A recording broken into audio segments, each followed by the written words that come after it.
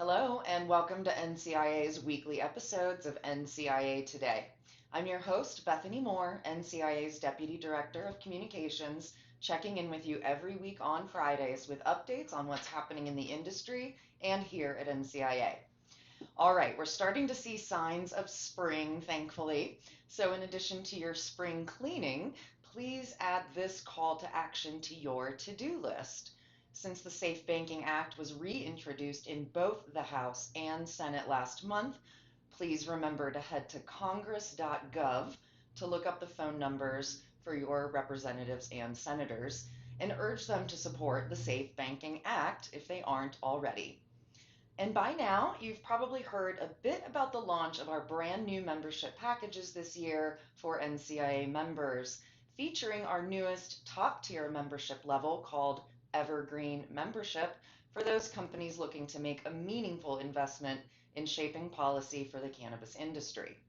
If you want to receive exclusive access to private briefings from members of Congress, inside information from NCIA's government relations team, and many more opportunities to participate in the national conversation around cannabis policy, then by all means head to thecannabisindustry.org/join to learn more about our new membership packages, Evergreen, Blooming, and Seedling. Next, before I highlight some of the new content on our website, let's check in with a couple of guests. First, Eric Troutman has some important information to share with cannabis retail companies about the Telephone Consumer Protection Act. Let's hear more. Hi, Eric. Thanks for joining me today. Let's start by getting to know you a little bit better and learning more about the work you're doing with the Telephone Consumer Protection Act. Sure. Hi, Bethany. I'm Eric Troutman, and I've done nothing but defend class action litigation and help folks to understand compliance needs and the regulations around the TCPA. I'm also known as the czar of the TCPA, as you can see from my sign, because of my decade of experience, thousands of cases successfully litigated. And oh, by the way, I run the best breaking news TCPA blog and information website on the web, tcpaworld.com. That's amazing. You've got lots of TCPA swag behind you as well. Loving it. Okay, so you are the guy to talk to. Thanks for the background. Let's start by talking a little bit about how the work you're doing impacts the cannabis industry. What do we need to know here? What's the issue? Yeah, the cannabis industry, unfortunately, has been targeted by a wave of predatory lawsuits brought under the TCPA. What these lawsuits are looking at is the outreach practices, the marketing practices of these cannabis industry participants. Think text messaging, outbound phone calls, and other ways that you're communicating with a telephone. Anytime you're communicating with a cell phone in the United States, there's a set of laws under the TCPA and related regulations. They're very tricky, they're very nuanced, but they apply to you, even though your activities might not be legal under the federal statutes to begin with. When you're talking about the Telecommunications Act, they do apply to you. And the statutory minimum penalties here are $500 per call if you violate the statute. So you're talking about millions, maybe even billions of dollars in potential liability, depending how big of an outfit you are. And these plaintiffs' lawyers are aggressively pursuing the folks in this industry right now, which is why I wanted to come on and thank you, Bethany, for giving me the opportunity to talk to your members. Yeah, it's super important. I also receive, text messages from dispensaries when a certain product goes on sale, which I appreciate when my favorite gummy goes on sale. But theoretically, I've opted in to receive those, right? What if I didn't? Well, that's the issue, is what constitutes an opt-in under the TCPA is actually extremely high. So whereas if you just visit a dispensary and you provide your phone number, the folks that work at the dispensary might think, okay, great, I've got the consent to call you. That's true, but only to a degree. You can only contact that phone number using a manual process. If you are utilizing any form of automation to contact that cell phone, or if you're using a pre-recorded voice message, there is a big risk that the TCPA might apply to you. Now, there was a big major ruling by the US Supreme Court just last week on April 1st, 2021, that's going to give dispensaries some relief, especially when it comes to text messaging. But the rules here are very intense. So you have to understand that just because you receive a phone number from a consumer, that does not mean it is express written consent, which is required in many contexts to make marketing communications. Okay, got it. So in summary, what is the big takeaway here today for cannabis dispensaries and operators? And where can they learn more to make sure they're staying compliant with yet another regulatory issue? Yeah, this is a really big issue. If there's one takeaway, it's to understand that the TCPA does apply to you, that there are private rights of action that are permitted, class action litigation brought by a very well-funded, sophisticated plaintiff's bar that is looking to take advantage of people that don't have the knowledge they need, that are engaging in marketing and don't understand what is allowed and what is not allowed. Your industry is being targeted right now. This is a big red alert. You should understand that there is a target on your back right now. And if you're engaging in any form of marketing, especially text messaging, but not necessarily just text messaging to consumer cell phones, that there is a risk that you are going to be sued. And you can be sued personally, not just your business, not just the DBA, not just the brand, not just the LLC. Any individual that participates in a TCPA violation can be held personally liable for their own house, essentially, for these violations. So you've got to get information and empower yourself. And of course, a good way to do that is to check out tcpaworld.com. Lots of free content, no barriers, and we don't spam you. Just come on down, subscribe, and it's free information. And of course, you can always reach out to me, the Czar, Eric J. Troutman. Google me. I'm easy to find. Excellent. So I guess you won't be sending me any unsolicited text messages either. No, I will not be doing that. Not at all. Well, thanks for this information. Considering the challenges our industry has with marketing to begin with, it's really important that we stay on top of these. So thank you again for sharing this info with the industry. Thanks, Eric. Absolutely. My clients in the cannabis industry are amongst my favorites. So it's definitely happy to help out. Awesome. Thanks. Have a good one. Thanks. Yep, and that's just an example of one of the many nuances to compliance that the cannabis companies face today. Switching gears over to what's happening across the country at the state level, we're checking in with our Government Relations Deputy Director, Michelle Rutter Freeburg, on the latest. Hi, Michelle. Thanks for checking in with us again this week. Hey, Bethany. Great to be back as always. For sure. So it's been a busy week in cannabis policy reform. And in this week's DC update, you took a deeper dive into what's been happening in 3 states. And it's all good news, right?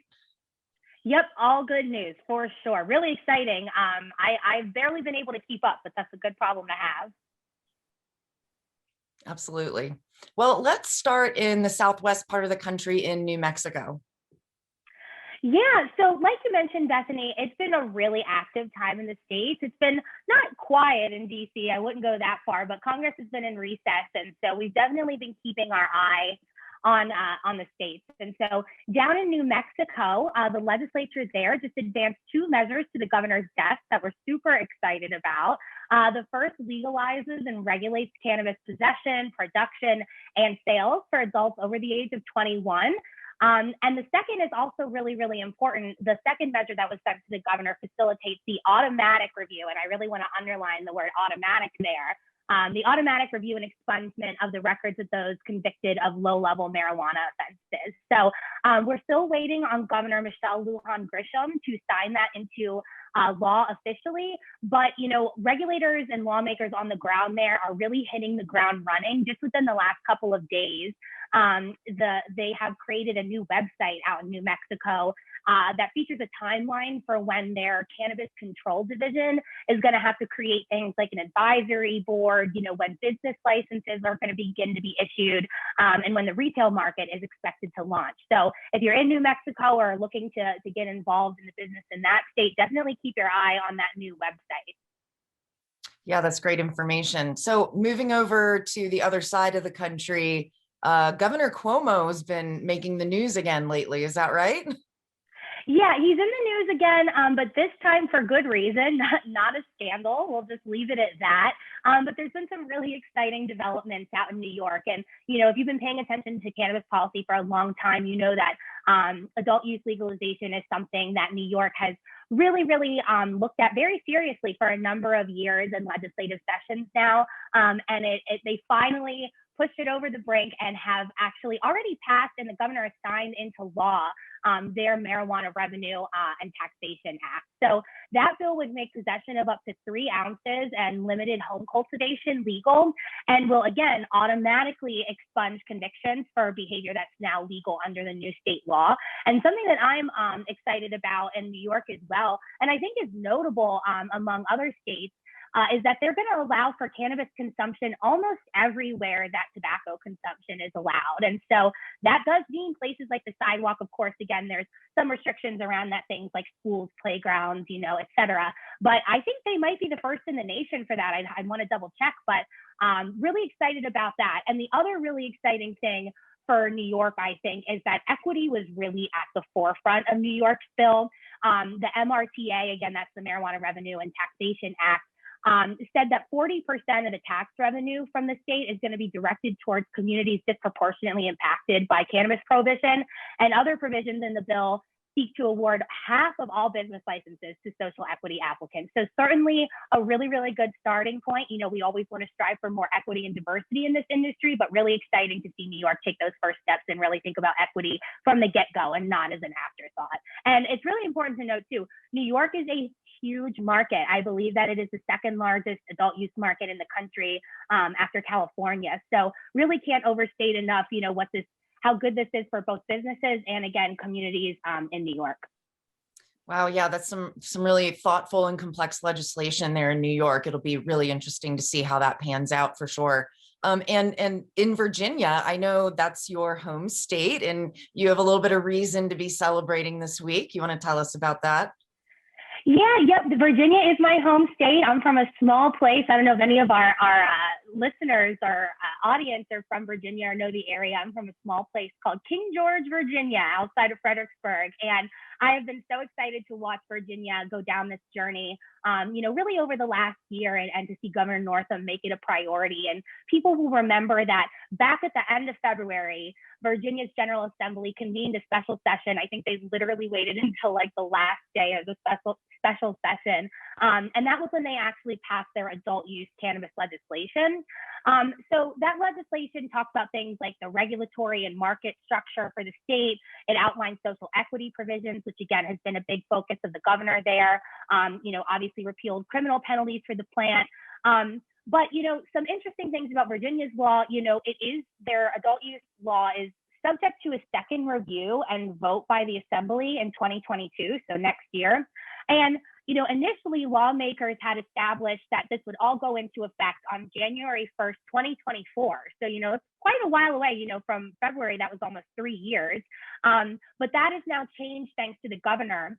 He asked the General Assembly to speed things up a little bit. And so now what the deal is that while sales won't begin until 2024. However, it's now legal, or starting on January 1st, I should say, not quite yet, so got a few more months, but starting on July 1st, it will be legal for adults over 21 to possess up to an ounce of cannabis. And also they made it a bit quicker for expungement. So the governor proposed a quicker route for expunging marijuana related incidents from criminal records. And also is going to begin allowing for home cultivation of up to 4 plants. And the reasoning behind that is that it made such big news in the state and nationally, frankly, because Virginia is the first state in what's called the Old South to decide to legalize adult use cannabis. And they were like, we don't want to have people wait until 2024 and still be getting criminal penalties or what have you for possession, because a lot of people probably think it's legal now. We're dialed into this and understand those nuances, but really, really important for patients, consumers, and citizens of Virginia. So I'm here in DC, but I'm still a Virginia girl at heart. So really been exciting to watch that. Really smart move. I'm glad to hear that. Yes, great news across the board for Virginia, New York, and New Mexico. Excellent. Thanks so much for that update. It's almost difficult to keep up on all these state changes. So thanks for trying to keep on top of that for us and our listeners, Michelle. Of course, we'll keep an eye on it as best we can, and really want to give a big thank you to all of the people who have been doing that hard work in the states who got all these bills over the finish line. It's really, really exciting and certainly helps our work here in DC. Absolutely. All right, we'll catch up with you another time, Michelle. Thanks. All right, see you guys soon. Okay, so let's review some of the great blogs you'll find on NCIA's website this week to keep you inspired. First, are you getting enough sleep?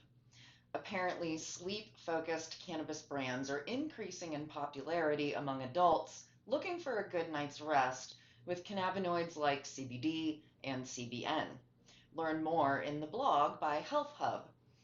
Also, in a blog by NCIA's Banking and Finance Committee is advice on fundraising basics for your company when it's in the early stages of raising capital.